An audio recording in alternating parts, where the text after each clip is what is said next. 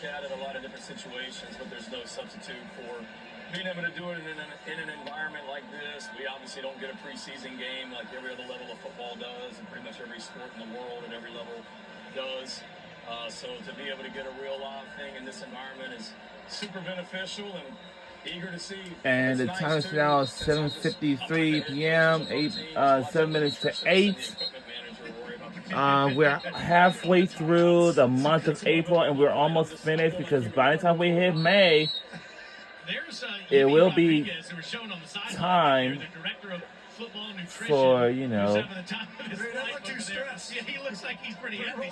He worked in the Cubs organization for a while. Yeah, he told me before the game that he was really worried about keeping the guys hydrated. I'm like, buddy, you're the head coach. Like, you got assistants to keep them hydrated. You need to make the decisions on fourth down. He's over there like, hey, I snuck some kale into their smoothies this morning. It's 3rd and 7 for Sellers. And here come the black team bringing pressure. Sellers gets out of there as usual. Get used to this. In 2024, with the South Carolina Gamecocks, this is a final few seconds left to go before halftime. We're under a minute to go. 28 seconds left to go before halftime. Before we wrap up the second quarter and then the first half. We've already talked about his ability to run, so it brings a new element and something that will be something we'll have to take advantage of this year with our quarterback position. There's a 17-yard run there, 4 carries, 44 yards, including a touchdown run for Sellers here in the first half. 28 seconds to go inside the 15. Sellers, they whistle him down before he threw that football to Tyshawn Russell. And we're going to give it to Dylan Stewart, I believe. Got his hand on him, and that's someone that's flashed here in the first half. Another guy showing some range.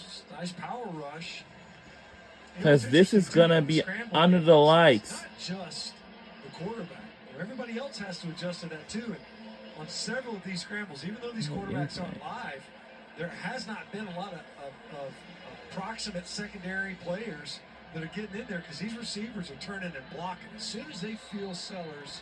And another university does not have their own stadium is the University of Miami. He's a runner, and now I'm a blocker. I'm no longer looking to come back to the football. So now they have to share Hard Rock Stadium with the Miami Dolphins and the University of Miami Hurricanes. Man, I wish they had their own stadium too, but second down, 22 nothing they can do, left. but who knows. Sellers out of there again. Now he's going to throw it, and a good ball inside the 10. Making the cut is Russell.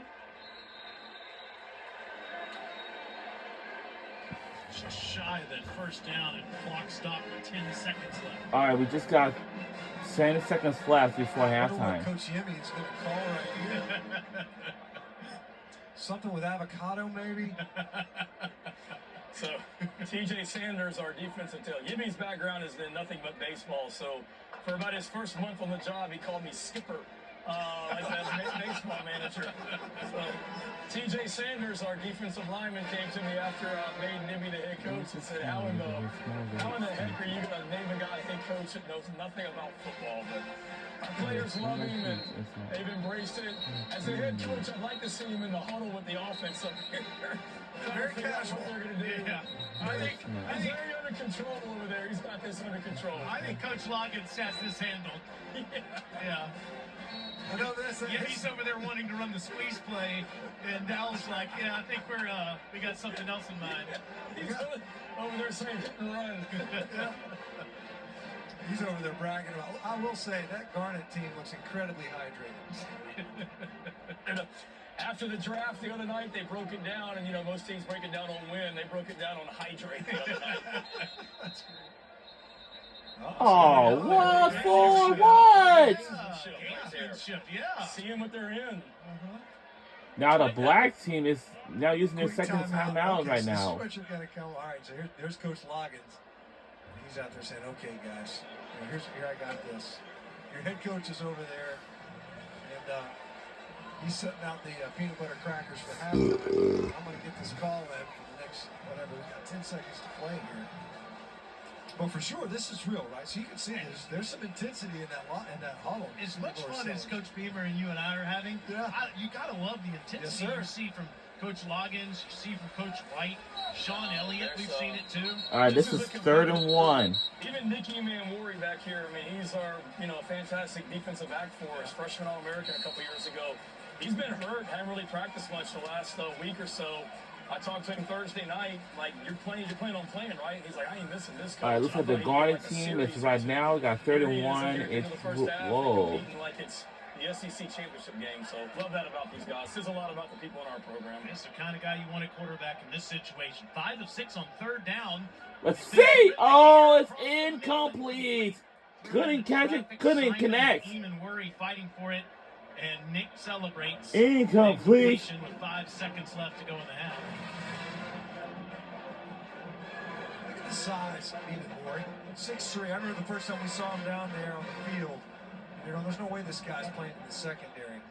That is a specimen, to say the least. My goodness. See him. He's made a couple of nice plays in this game. Now, looks like they're going for a field goal attempt. So it's not a bad idea. Before, that wait a minute!